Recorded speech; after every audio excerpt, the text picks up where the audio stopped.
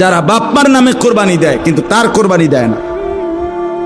তো বলে বাপমার নামে কোরবানি দিত না, অবশ্যই দিব। বাপের যদি একটা লুঙ্গি লাগে, এর লাগে কি ফুতের লুঙ্গি কিনতো না?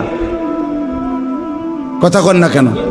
বাপের যদি একটা জামা লাগে, তো এর লেগে কি বাপের জামা আমি দিছি দেখা আমি আর খালি গায়ে আটমু নাকি? তো তাহলে এটা কথা হইলো কোনো?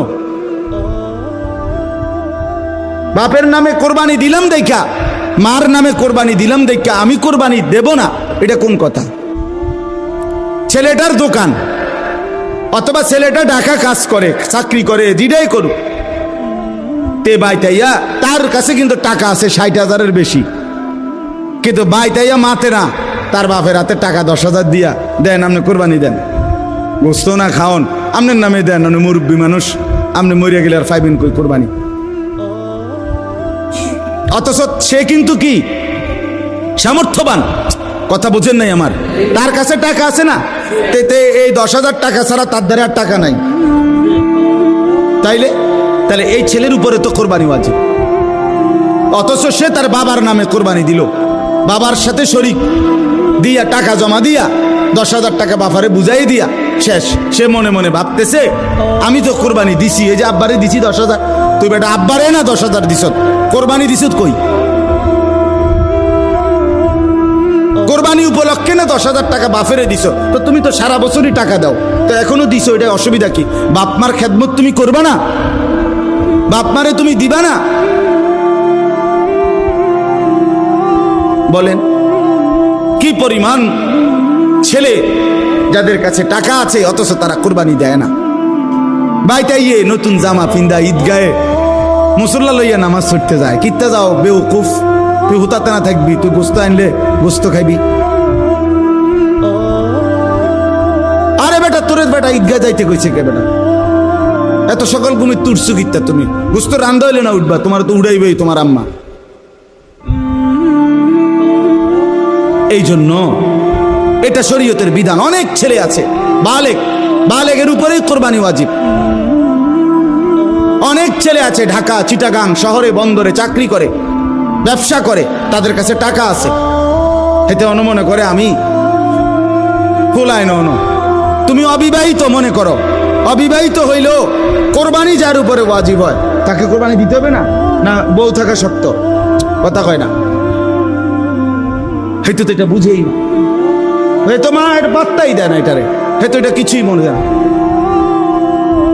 তাহলে এখানে বিবাহিত অবিবাহিত না, তো বালেগ হলেই শরীয়ত সম্মত টাকা, শরীয়ত নির্ধারিত যার কাছে আছে তাকে কোরবানি দিতে হবে। তাহলে অসংখ্য মহিলাদের উপরে কোরবানি ওয়াজিব হয়, অসংখ্য ছেলের উপরে। ছেলেটাই অল্প বয়সী 18 বছর 20 বছরের ছেলেরে বিদেশ পাঠাই দিছে, ফোলা বিদেশ থেকে টাকা পাঠায়, বছরের পর বছর বাপমার নামে কোরবানি হয়, অথচ তার কাছে আরো টাকা আছে। তাহলে ওই টাকাগুলোর কারণে তো তার উপরে কোরবানি ওয়াজিব।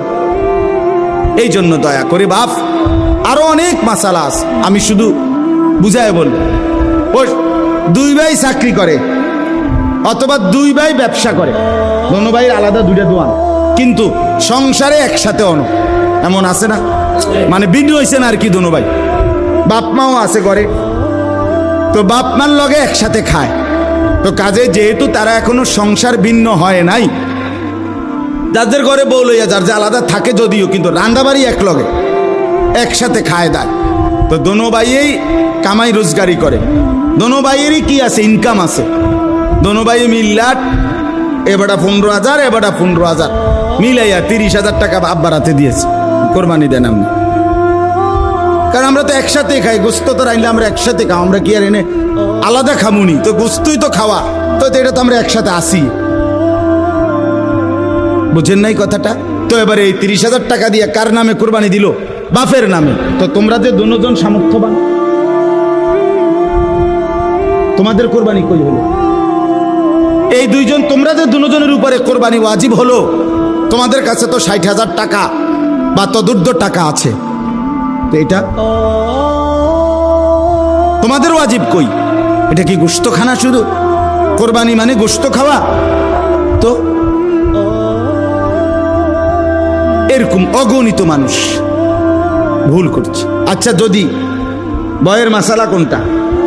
মনে করেন 7 শরিকের কোরবানি, 6 শরিক আলগা হয়ে গেছে, আর এইখানে যে একটা শরিকের মধ্যে এরা 2 জন শরিক হয়েছে, এই 2 ভাই, কিন্তু দোনো ভাইয়ের উপরে কোরবানি ওয়াজিব।